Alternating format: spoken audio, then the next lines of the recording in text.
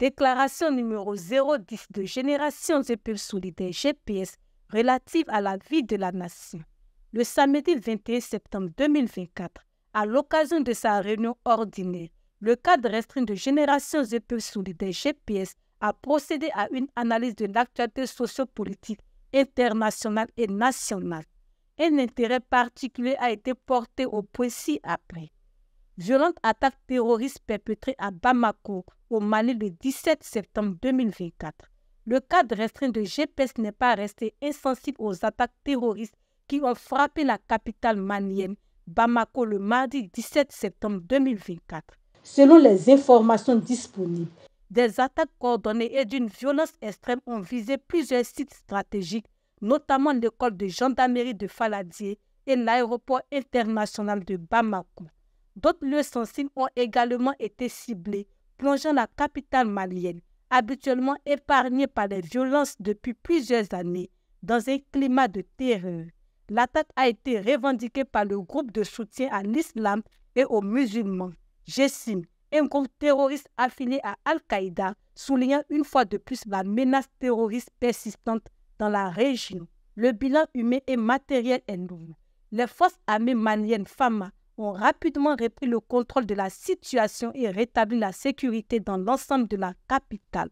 Cette attaque meurtrière marque un tournant tragique dans la lutte contre le terrorisme au Mali, mettant en évidence la nécessité pour ce pays de renforcer davantage sa vigilance et sa sécurité dans un contexte déjà marqué par une crise multidimensionnelle depuis 2012.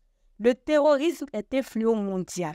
Aucun pays, quelle que soit sa puissance, n'est à l'abri de telles attaques. Plusieurs grandes puissances, notamment les États-Unis, la France, le Royaume-Uni, la Russie, la Belgique, l'Allemagne ou encore le Japon en ont été victimes. La Côte d'Ivoire et bien d'autres nations en ont subi les conséquences tragiques.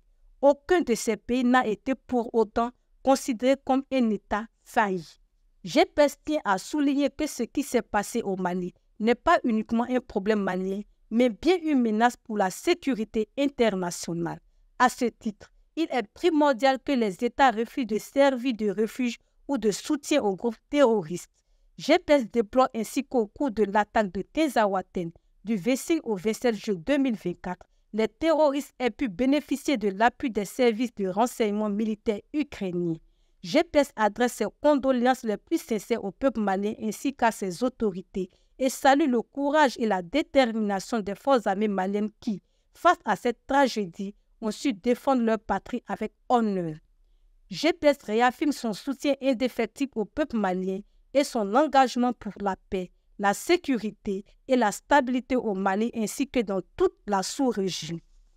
GPS note que les États de la sous-région ouest-africaine ont tous intérêt à faire front commun dans la lutte contre le fléau du terrorisme qui menace toutes les frontières. Des détentions préventives prolongées dans les prisons ivoiriennes. Le cadre restreint de GPS a marqué un intérêt pour l'épineuse question des détentions préventives prolongées dans les prisons ivoiriennes qui a fait l'objet d'une communication publique du Conseil national des droits de l'homme, CNDH. S'appuyant sur une enquête réalisée du 10 au 14 juin 2024 et dont les résultats ont été dévoilés le 12 septembre 2024, le CNDH estime que plus de 12 056 prisonniers attendent d'être jugés dans la trentaine de maisons d'arrêt ivoiriennes, soit 51,27% de la population carcérale du pays. Le 13 septembre 2024, la direction de l'administration pénitentiaire, qui dépend du ministère de la Justice, a sans surprise démenti ces chiffres et estime que seuls un peu moins de 9 800 prévenus et accusés sont concernés, soit 36,69% de la population carcérale. GPS note que le débat sur la détention préventive mérite d'être mené, surtout lorsque celle-ci tend à devenir une pratique courante et que son recours devient injustifié et systématique. Cette situation s'explique par plusieurs défaillances structurelles. Premièrement, l'insuffisance des infrastructures carcérales rend les conditions de détention très difficiles.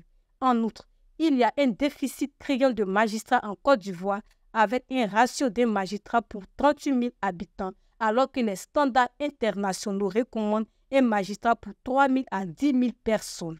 Ce manque de ressources humaines dans le système judiciaire ralentit le traitement des dossiers, augmentant ainsi la durée de détention préventive. L'engorgement des tribunaux, accentué par la lenteur administrative et la corruption, renforce la méfiance des citoyens envers la justice.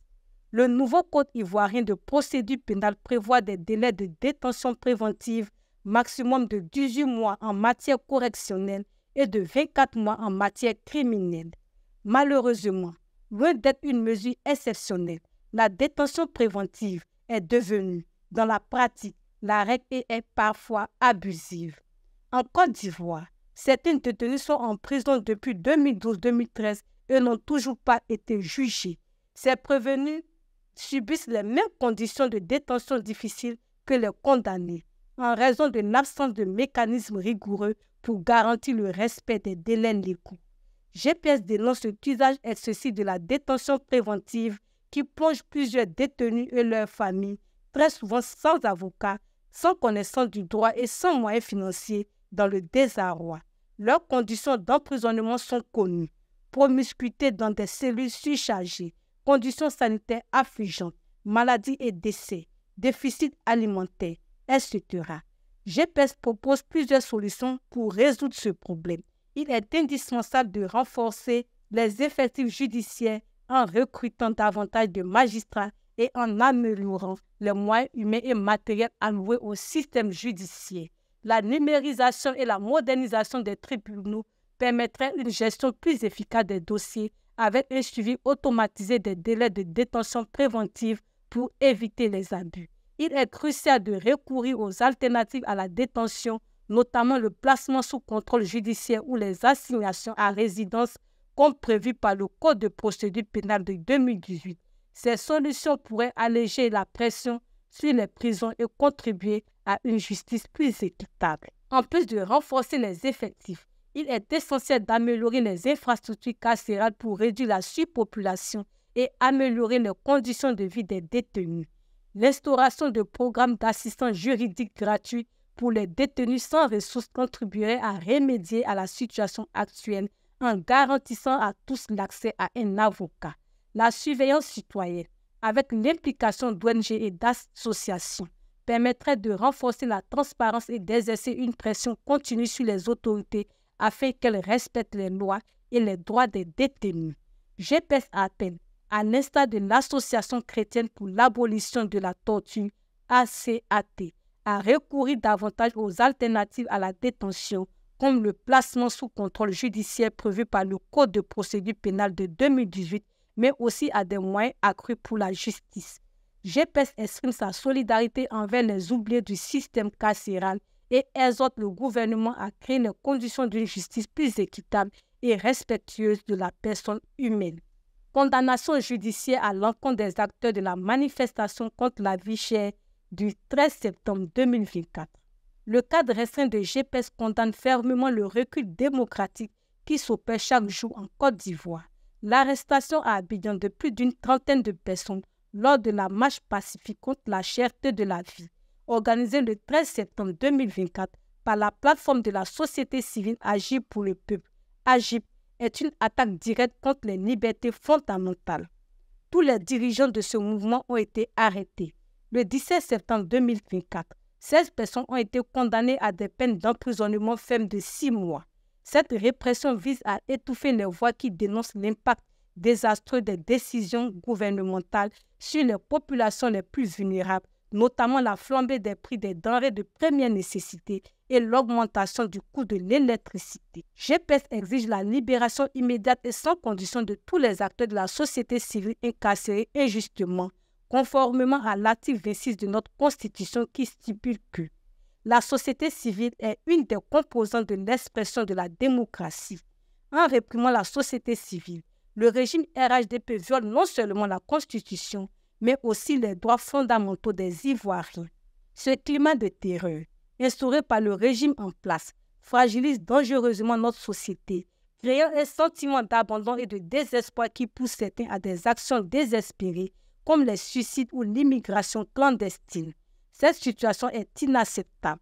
GPS dénonce vigoureusement la criminalisation de la contestation sociale, une tentative manifeste de museler toute opposition légitime. Le régime ivoirien ne cesse d'instrumentaliser la justice pour servir ses propres intérêts, transformant des citoyens en prisonniers de la société civile, alors même qu'ils ne font qu'exercer leurs droits constitutionnels. Le régime RHDP semble avoir choisi la voie de la répression plutôt que celle du dialogue. Ce choix est une trahison des devoirs régaliens du gouvernement qui se doit d'apporter des solutions aux problèmes pressants du peuple au lieu de plonger les Ivoiriens dans une spirale de terreur et de peur. GPS exige que les autorités ivoiriennes mettent un terme à cette répression insensée et entament un véritable dialogue social au lieu de se cacher derrière la force brute. En effet, en plus des prisonniers politiques dont le nombre ne cesse d'augmenter, plus de 70 à ce jour, le régime RHDP crée une nouvelle catégorie de prisonniers, ceux de la société civile. Ces arrestations sont une atteinte flagrante aux principes fondamentaux du droit et cette répression systématique est un signe alarmant d'un climat politique toxique qui s'installe à l'approche de l'élection présidentielle de 2025. Il est impératif que l'opposition et la société civile unissent leurs forces immédiatement pour faire front face aux tentatives d'intimidation et de manipulation du pouvoir en place. Il y va de la survie de notre démocratie, de nos libertés et de nos droits. GPS se tient fermement aux côtés de ces cadres injustement emprisonnés, notamment M. Traoré Mamadou et Kando Soumaoro, victimes d'une justice instrumentalisée et aux ordres. Nous exigeons leur libération immédiate et inconditionnelle et dénonçons avec force cette instrumentalisation flagrante des institutions judiciaires par le pouvoir en place. Le cadre restreint de GPS exprime une solidarité sans faille envers ces détenus et leurs familles et appelle à une mobilisation nationale pour obtenir leur libération.